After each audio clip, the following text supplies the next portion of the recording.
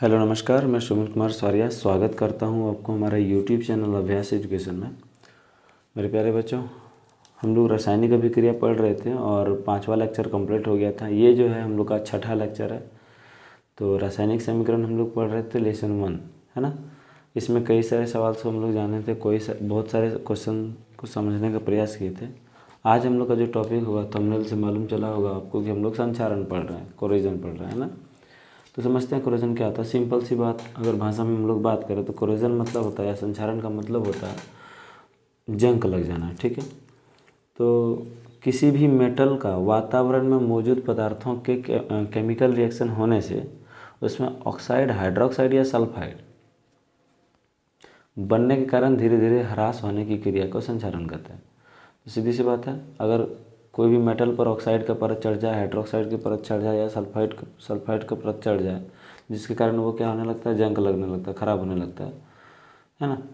तो इसी को संचारण कहते हैं। जैसे लोहे के ऊपर जंग लगना, चांदी के ऊपर काला परत का चढ़ जाना, कॉपर व पीतल की सतह पर हरे रंग की परत का चढ़ जाना। तो ये सब संचारण का कारण, यानी कि कह सकते हैं ये सब संचारण के कारण ही होता है, ठीक है। संचारण से बचाव, प्रिवेंशन फ्रॉम कोरोजन। संचारण यानी जंग लगने से बचाने से कैसे कैसे बचाव कर सकते हैं हम लोग। संचारण यानी जंग से बचाव के लिए लोहे पर पेंट कर दिया जाता है, जिससे लोहा सीधा वायु के या नमी के संपर्क में या ऑक्सीजन के संपर्क में नहीं आ पाता और जंग लगने से बच जाता है। अधिक क्रियाशील धातु की सतह पर कम अभिक्रियाशील धातु की परत चढ़ा दी जाती है, ठीक है। चलिए अगला, धातु की सतह चिकनी होनी चाहिए। अगर धातु की सतह चिकनी होगी तो जल्दी से वो संचारित नहीं होगा। जंगरोधी विलयन का उपयोग करना चाहिए, मतलब वैसा विलयन जिसमें जंग लगने नहीं देता है, ठीक है। धातुओं की सतह पर तेल या ग्रीस या पेंट का लेप लगा देना चाहिए। जैसे साइकिल की चेन को ग्रीस लगाकर जंग से बचाया जाता है। गैल्वेनीकरण हो गया, ठीक है। धातुओं लोहे की सतह पर अधिक सक्रिय धातु जिंक का लेप करना। यहाँ जिंक जो है वो अधिक सक्रिय होता है। जिंक ज़्यादा सक्रिय होने के कारण यह स्वयं वायु व नमी के साथ क्रिया करता है और लोहे को जंग से बचाता है।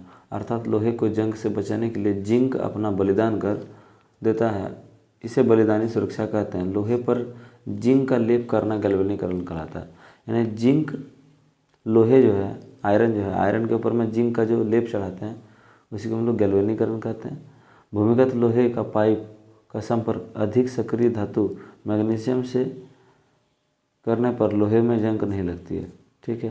तो मैग्नीशियम से विक्रिया करने लगता है, लोहा वगैरह जल्दी सड़ता नहीं है, तो उस पर मैग्नीशियम का एक लेप चढ़ा दिया जाता है, ठीक। आगे हम लोग बढ़ेंगे, संचारण से होने वाला नुकसान। तो मेरे प्यारे बच्चों, संचारण से क्या क्या नुकसान होता है आप तो जान ही रहे हैं।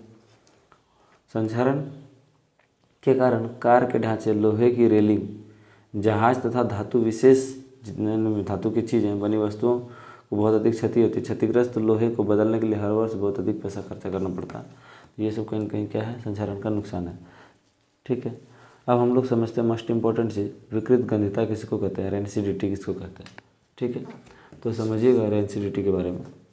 जब वसा युक्त तैलीय खाद्य सामग्री को अधिक समय तक रखा जाता है तब उसका स्वाद और गंध में परिवर्तन आता है, क्योंकि वायु की ऑक्सीजन के संपर्क में आकर तेल व वसा उपचयित हो जाता है, ठीक है। वायु की जो ऑक्सीजन है संपर्क में आता है और तेल और वसा जो है वो क्या हो गया, उपचयित हो जाता है, जिसके कारण उसका स्वाद और गंध बदल जाता है। उसको विकृत गंधिता कहते हैं।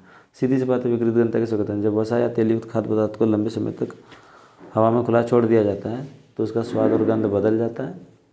इसी को हम लोग विकृत गंधिता कहते हैं, ठीक है। अब समझते हैं आगे, तो है विकृत गंधिता को रोकने का उपाय। तो तेलीय और वसायुक्त खाद्य सामग्री में उपचयन रोकने के लिए प्रति ऑक्सीकारक मिलाए जाते हैं, ठीक है। जो ऑक्सीकरण नहीं करने देता है तो इसका उपयोग करते हैं। खाद्य सामग्री को वायुरोधी बर्तन में रखा जाता है। वायुरोधी बर्तन मतलब उसको डब्बा जैसा पैक करके रखा जाता है, जो खाने वाला चीज़ है, जिससे उपचयन की क्रिया धीमी से होती है, ठीक है। नेक्स्ट और इम्पोर्टेंट है 3 नंबर, चिप्स आदि की पैकिंग करते समय थैली में ऑक्सीजन हटाकर उसमें नाइट्रोजन जैसे कम सक्रिय गैस भर दिया जाता है ताकि चिप्स का उपचयन ना हो सके, ठीक है। तो चिप्स की थैली में कौन सा गैस भरा जाता है? नाइट्रोजन गैस भरा जाता है। क्यों भरा जाता है? क्योंकि ये कम सक्रिय गैस है, ये जल्दी से भोजन के साथ अभिक्रिया नहीं करता, वसा या तेल के साथ अभिक्रिया नहीं करता, जिसके कारण चिप्स या जो भी पैकेट वाला सामान है या तेली सामान है वो लंबे समय तक रहते हैं, ओके, ठीक है। नेक्स्ट अब हम समझते हैं, जब लोहे की कील को कॉपर सल्फेट के विलयन में डुबोया जाता है तो लोहे का रंग बदल जाता है। क्यों? देखिए, लोहा का फॉर्मूला होता है Fe, कॉपर सल्फेट का होता है CuSO4। यहाँ प्लस है, ये प्लस चार्ज होगा, इसके ऊपर माइनस चार्ज होगा। Fe जो है माइनस से भी गया करके फेरस सल्फेट बना FeSO4, और Cu जो है वो विस्थापित हो गया। तो ये FeSO4 मतलब आयरन सल्फेट बनने के कारण इसका रंग क्या होगा? बदल जाएगा।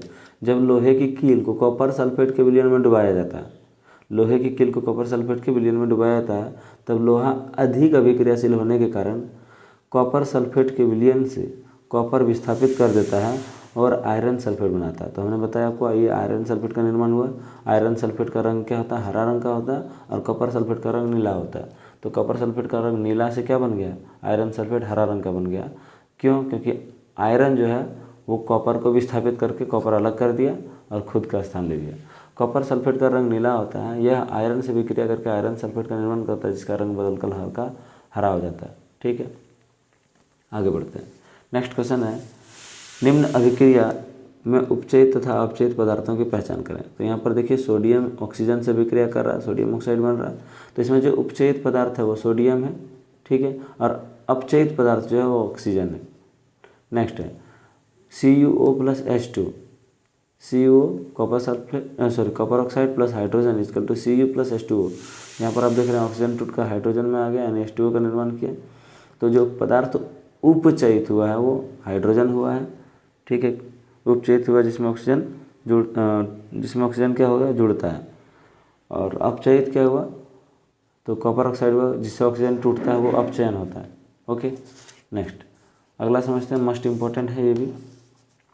ऑक्सीजन के योग और ह्रास के आधार पर निम्न पदों की व्याख्या करें, और प्रत्येक का 2 उदाहरण भी पूछ रहे हैं, ठीक है। तो समझिएगा, उपचयन किसको कहते हैं? तो अभी थोड़ी देर पहले आगे हम लोग पढ़े थे उपचयन के बारे में, ठीक है। अब यहाँ पर हम लोग समझते हैं उपचयन का योग और ह्रास के आधार पर। तो उपचयन किसको कहते हैं? किसी अभिक्रिया में पदार्थों का उपचयन तब होता है, किसी अभिक्रिया में पदार्थों का उपचयन तब होता है जब उसमें ऑक्सीजन की वृद्धि या हाइड्रोजन का ह्रास होता है। किसी अभिक्रिया में पदार्थों का उपचयन कब होता है? तब होता है जब उसमें ऑक्सीजन की वृद्धि होती है और हाइड्रोजन का निष्कासन होता है। तो आप समझ ही गए होंगे उपचयन अभिक्रिया, जैसे मैग्नीशियम ऑक्साइड में ऑक्सीजन जुड़ा तो MgO हुआ, तो यहाँ पर ऑक्सीजन जुड़ रहा है। और कॉपर ऑक्साइड में देखिए कॉपर ऑक्साइड में हाइड्रोजन जुड़ रहा है और Cu प्लस H2O का निर्माण कर रहा है। यहाँ H2O2 की वृद्धि, अर्थात H2O2 के साथ O2 ने मिलकर जल का निर्माण किया। तो हम कह सकते हैं यहाँ एक प्रकार का उपचयन अभिक्रिया है। अपचयन अभिक्रिया किसको कहते हैं? पदार्थ का अपचयन तब होता है जब उसमें ऑक्सीजन ह्रास और हाइड्रोजन की वृद्धि होती है। जिंक ऑक्साइड हो गया, लेकिन कहीं ये जो एग्जाम्पल है हमको सटीक नहीं लग रहा है, ये एग्जाम्पल सही है, ठीक, देख लेंगे इसके बारे में, ठीक। अपचयन, पदार्थ का अपचयन तब होता है जब ऑक्सीजन का ह्रास होता है, ठीक है, ऑक्सीजन का ह्रास होता है। तो यहाँ ZnO प्लस C, तो जब बन गया Zn और CO। यहाँ पर आप क्या देख रहे हैं? ऑक्सीजन जो है टूट के कार्बन में आ गया, तो कार्बन मोनोऑक्साइड बनाया, ठीक है।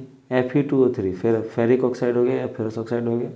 एल्युमिनियम से विक्रिया किया तो 2Fe का निर्माण करेगा, और एल्युमिनियम जो है Al2O3 बनाया। तो ऑक्सीजन देखिए Fe2O3 से ऑक्सीजन क्या हुआ? टूट के Al2O3 बना गया। तो यहाँ Fe से टूट गया ना, इस प्रकार हम कह सकते हैं ये क्या है? एक प्रकार का अपचयन अभिक्रिया है, ठीक है। अगला समझते हैं, नेक्स्ट क्वेश्चन है, एक भूरे रंग का तत्व, एक भूरे रंग का चमकदार यौगिक या तत्व या एक्स है, तत्व एक्स को वायु की उपस्थिति में गर्म करने पर यह काले रंग का हो जाता है। इस तत्व एक्स का और उस काले रंग का यौगिक का नाम बताइए। देखिए, जो काला एक भूरा रंग का तत्व, तो भूरा कलर का कौन सा तत्व है आप जानते हैं, ब्राउन कलर का कॉपर होता है। क्या होता है? कॉपर। तो जो तत्व होगा वो कॉपर होगा। जब वो उसको गर्म किया जाता है कॉपर को, तो आप देखेंगे काला हो जाता है। कॉपर एक भूरे रंग का तत्व है जो कि वायु की उपस्थिति में गर्म करने पर काले रंग का हो जाता है। इसलिए एक्स जो वो तत्व है वो कॉपर है। इसका रासायनिक अभिक्रिया भी पूछ रहा है, जैसे copper oxide plus oxygen equal to CuO। तो यहाँ पर 2 गुना किए, कॉपर 2, ऑक्सीजन 2 है तो इधर 2 से मल्टीप्लाई कर दिए, कॉपर 2 हो गया तो कॉपर से मल्टीप्लाई कर दिए, समीकरण संतुलित। अब हम नेक्स्ट क्वेश्चन देखेंगे, लोहे की वस्तु को पेंट हम लोग क्यों करते हैं। तो ये क्वेश्चन आपके लिए हम छोड़े हैं, लोहे की वस्तु को हम लोग पेंट क्यों करते हैं। और अभी थोड़ी देर पहले ही बताए थे, तेल एवं वसा युक्त खाद्य पदार्थों को नाइट्रोजन से प्रभावित क्यों किया जाता है। ठीक है, तो ये दोनों सवाल को आप कमेंट में कमेंट करिए, लोहे की वस्तु को हम लोग पेंट क्यों करते हैं। ओके, पढ़ा दिए ऑलरेडी आपको। तो ये दोनों क्वेश्चन का आंसर हम कमेंट में देखेंगे मेरे प्यारे बच्चों। अगर मेरा ये वीडियो आपको पसंद आता है तो प्लीज़ सभी बच्चों को ज़रूर शेयर करें, और साथ ही साथ हमारे इस चैनल में नए आए हैं तो कृपया सब्सक्राइब कर लें, ताकि आने वाले टाइम में बहुत सारे वीडियोज़ का बौछार आपको मिलने वाली है। और कुछ ही दिन में हम लोग डिजिटल बोर्ड पर काम कर रहे हैं और डिजिटल बोर्ड लेके आ रहे हैं। तो फिर आप लोग का जो क्लासेस चलेंगे ऑनलाइन वो रेगुलर चलेगा, और हर सब्जेक्ट का हर तरह का क्लास चलेगा। इसलिए आप यूँ ही टाइम वेस्ट ना करें और जल्दी से जल्दी सब्सक्राइब करें, ताकि आने वाला समय में आपको सारा वीडियो बहुत जल्दी ही मिल जाए। ओके, और थोड़ा सा प्यार और सपोर्ट बनाए रखें, ताकि हम भी बहुत जल्दी ही इस चैनल को आगे लेके बढ़ें, ताकि देश भर के सभी बच्चे बहुत आसानी से और फ्री में पढ़ाई कर सकें। ओके, तो आज इतना ही, फिर मिलते हैं अगले क्लास। और हाँ, अगर आपको ऑफलाइन क्लास करना है तो बैजनाथपुर चौक नियर SBI ATM देवघर, जो कि झारखंड में अवेलेबल है हमारा क्लास। आप अगर यहाँ के आसपास के हैं तो ऑफलाइन क्लास भी ज्वाइन कर